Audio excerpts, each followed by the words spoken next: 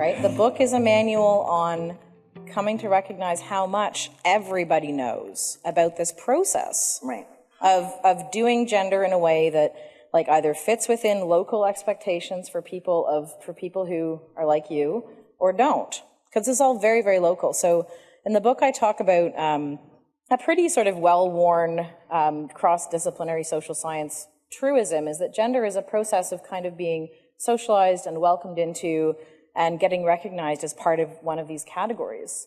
But gender is also wonderfully, fascinatingly local.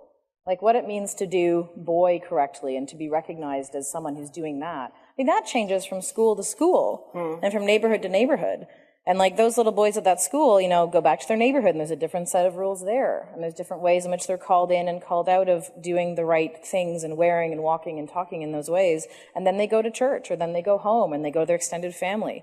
And then people go to university, a whole other set of codes around being a boy or a man. So what I try to do in the book is offer ways to begin seeing, kind of like, I feel like it worked because you're like, yes, I see, right? So to give everyone, to give everyone permission, which sounds weird because like it's not my place to give you permission to do anything, but to give people permission to say, actually, I do know a lot about this, right? And I know a lot about this system that everybody is trying to function within.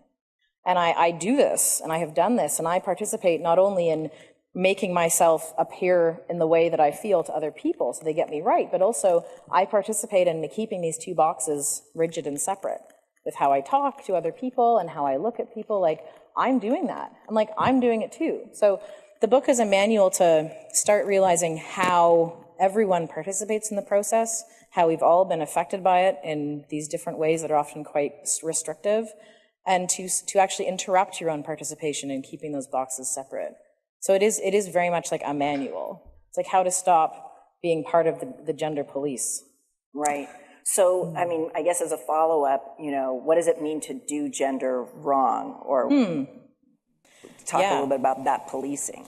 Yeah, so I talk about doing gender wrong a lot in the book, but I don't mean that in any kind of value-laden sense. Like, it's not doing gender badly. It's just the experience of people letting you know that you're a little bit outside of what people do here who are like you. You know, like, aren't you going to be cold in that? Like, that's your mom telling you that something about the way you're expressing femininity is not quite right. Right? So there's all these ways that this happens. Or you go somewhere and people do a double take. Like, I've done the double takes too, right? So now I have a practice of recognizing that I have been triggered, I've been caught up in something that's happening, and I do not look. Because my thirsty need to look is not nearly as important as not giving that person just another reminder that they're outside of my expectations, because that happens to me. So that's just the kind of practice that I try to cultivate with my students, that I also try to invite people to cultivate through reading the book. I often say to parents, like, if you have a kid, like if your kids are engaging in some kind of play that isn't typical for their gender, don't be like, oh my gosh, Louis, it's so great that you're playing with the Barbies. Can I play with you?